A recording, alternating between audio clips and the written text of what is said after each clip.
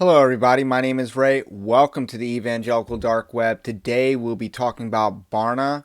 Now, Barna is a Christian research firm, so they provide a lot of data on the culture of Christianity, the culture of the church, and you can get a lot of insight from their data. And I've written about some of their findings several times before, and what I want to talk about today is how they've gone woke. The significance of them going woke is the fact that a lot of churches, a lot of ministries use Barna data to make inferences. But if Barna is going woke, if they're going postmodern, if they're adopting critical race theory, how much can we trust their data? So that is the significance of this question, and that's what we're going to explore. Now, what started my interest in researching whether Barna was woke or not wasn't their emphasis on the black church. The black church, we're inundated as white Christians that there is a massive chasm that exists between the white church and the black church, as if they're two entirely foreign groups. And I don't really believe that's the case. I believe that white Christians and black Christians have a lot more in common than white Christians and woke white people. So that's one of the things that I really believe is true. And so what started my curiosity is that Barna appeared, in my opinion, to embrace a lot of pagan premises. So, and I saw this with a lot of their lockdown surveys, and how they basically embrace the worldly panic porn as their premise when they're asking people questions. And I had a concern about that. And one of the things that you see with Barna is that one of their articles here is that so they talk about how COVID-19 has impacted the black church. One of their surveys talked about how the black churchgoers are very satisfied with how their churches have responded to lockdowns. But their data will also show a year later that black churchgoers are disproportionately not attending an in-person worship service. And Barna doesn't seem to highlight that detail. I wrote an article on that, and it was like Ed Stetzer's blog that, just highlighted this survey, and it's like they didn't want to point out the fact that black churchgoers are disproportionately not attending in-person worship, as if there's no issues with that. So I don't blame Barna for having curiosity about what's going on with the black church, but this is where we start to see some wokeness. So we're going to scroll down here, and this is a partnership that Barna is announcing. They are introducing True Motivate and diverse church jobs. I believe. So let me explain what True Motivate is first. True Motivate is like Barna's version of Myers-Briggs or an Enneagram. It's really a personality test, and they try to make it seem like it's more than that, but it's not. It's just a personality test.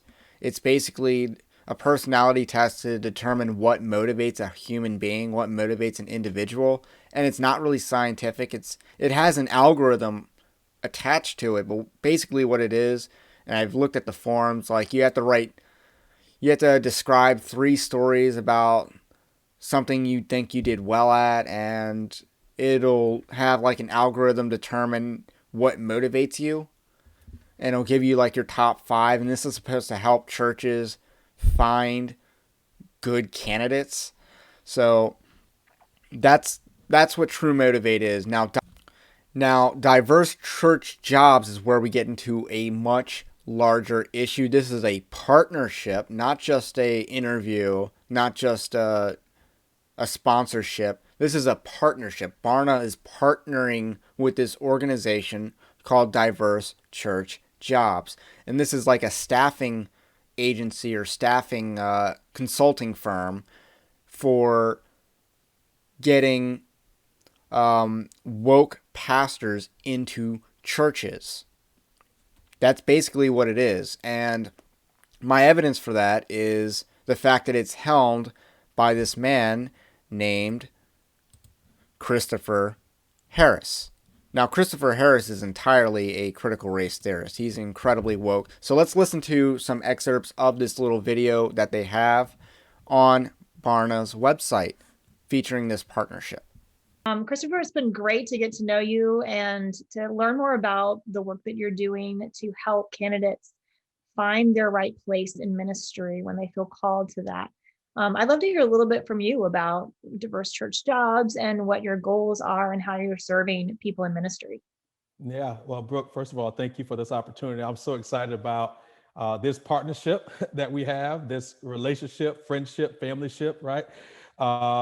It's going to be really fun because our unique calling is for candidates of color to find unique ministry opportunities in the United States and in the future abroad.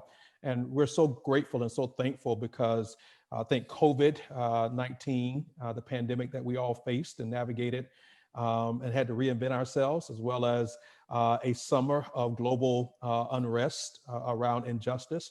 Those two things really converged to force some hard conversations and force some real realities of us in the church world. How do we navigate this issue of justice and race? And even particularly to our point, how does hiring take place with candidates of color? How do we onboard them in a healthy way? How do we prepare our culture and our unique fit to handle candidates of color? And yeah, True Motivate is really unique that way. The way it's designed, it actually is built on your story, so it's not normed to any scientific tests that were created before or by different sorts of people. It's your story, your motivations that come out of that story. And it's really one of the most equitable and inclusive tools that exists out there today. And it's, I think, a really important part for people, again, discovering who they are and seeing that in their own context, and then being able to look at that in the context of a role and say, this is how I show up. Without any expectations or filters on that, right? Without any norms to that. Like, this is me and how God made me.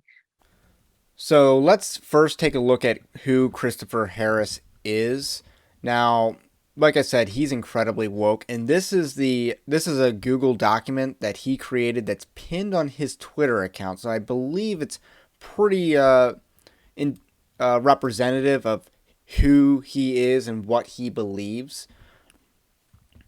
So you see all these resources that he has, terms, concepts, social identity wheel, a lot of critical race theory buried in here. Microaggressions from Vox is pretty indicative of where he gets his news.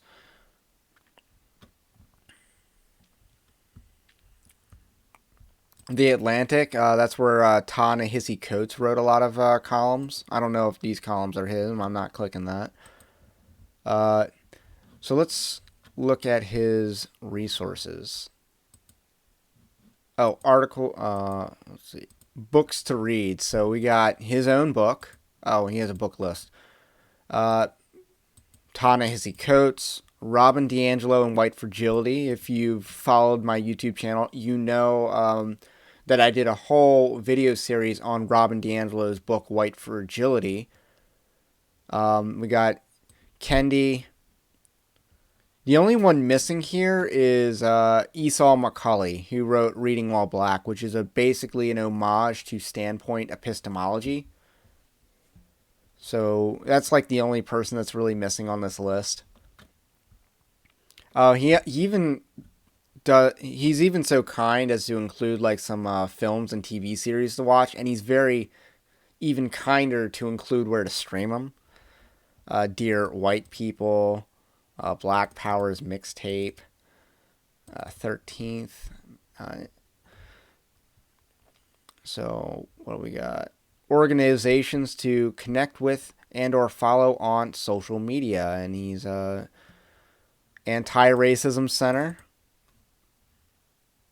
Equal Justice Initiative, NAACP. We got Southern Poverty Law Center? No. And we got more anti-racism resources to check out, because according to critical race theory, it's not enough to just not be racist. You have to be anti-racist in order to not be racist. But if you're white and anti-racist, you're still probably racist, though. That's important to keep in mind if you subscribe to critical race theory. More things to do. Decolonize your bookshelf. Get rid of all those white authors that you read. So, he has some policy proposals. Many companies have recruiting channels that are predominantly white. Work with your HR department to recruit Americans who are descendants of enslaved Africans. Recruiting from historically black colleges and universities is a good start. Recruit recruiters that are POCs. Work to put descendants of enslaved Africans already hired under supportive managers. So, this guy's clearly, he commits the sin of partiality. And Christopher Harris's background is he's basically a hustler in the church growth industry. So church growth is an industry, and he's a hustler in this industry. He's a consultant, pastor, I guess, is also a descriptor, teacher, author, coach. So, he's in the church growth industry, and he pals around with the likes of Ed Stetzer. I recently did a conference where Ed Stetzer was one of the hosts of a panel discussion. So, like I said, this guy's incredibly woke, and that's who Barna is partnering with. Now, he has started this organization called Diverse Church Jobs. Why? So that POCs in ministry, they have limited options for job placement, personal career development, and career coaching services. So he's trying to resolve that issue. Never mind the qualifications for being a minister. Now, granted, it is worth noting that Diverse Church Jobs is not just about people who want to be pastors. So I'm just pointing that out. But there's not really an emphasis on what people should believe. So basically, it's about people who are frustrated with their career and helping them out. And it's not wrong for there to be church networking agencies to help people find candidates. Like the Southern Baptist Convention has one of these, and there's churchleaders.com, which is a different one. Then there's churchstaffing.com. So these exist, but this one is primarily targeting POCs. Now, another thing to note is that since Christopher Harris is incredibly woke, he is a critical race theorist, and therefore, he is an advocate of the social justice gospel, so I do not consider him a Christian. He is more interested in getting the people like him into churches, hired in churches. So this is basically a career networking site for woke churches and woke pastors. You could see a large, predominantly white megachurch, say Summit Church, J.D. Greer's church, using a service like this to fill a job position, because they also do church consulting. Because they can help access, strategize systems and results. So, like I said, Christopher Harris was in the church growth hustle. He's in that industry. So he's kind of combining two. And then you see that he has another company of his tied to this venture, and that is Inspired Ideals Group, LLC. And then you get back to True Motivate, which we talked about. And just a little bit more about True Motivate is that, like I said, it's a personality test. So it's an online assessment, and you have to pay to take it because, it's that good that you got to pay for it. And, it's all about finding out what people are motivated by, which is not, which they act like, and you saw in the video, they act like that's more important than whether someone's biblically qualified. So going back to Barna, the concern is that they are partnering with a company that is designed to put false teachers in churches. And they may be false churches. They may be churches that are being contended for and on a downward trajectory. But this is what Barna is doing. They are partnering with a false teacher to put false teachers in churches. And that needs to be called out. So in conclusion, like I said, Barna has been relied on by churches everywhere because they are an industry leader in providing data to churches and ministries so that we can give more practical use and maybe take some inferences from. And, I'm a big data guy, but if Barna's going woke, if they are embracing postmodernism, if they're embracing critical race theory, how much can we trust their data gathering? I saw with lockdowns that they embraced a lot of pagan premises of the Branch Covidians in their data gathering. And now we're seeing that they have a large emphasis on the black church, and this large emphasis seems to have a lot less to do with gathering data that, is a curiosity to many, like myself, and a lot more to do with their woke trajectory. That is why they are partnering with a false teacher to put more false teachers in churches. That's why they're doing that. So Barna is woke, they are compromised, and that's all I got to say about that. So let me know what you think about what I think, and comment below. Also, subscribe to the Evangelical Dark Web for more content like this, and subscribe to evangelicaldarkweb.org, linked in the description below, and I will catch you on the next one.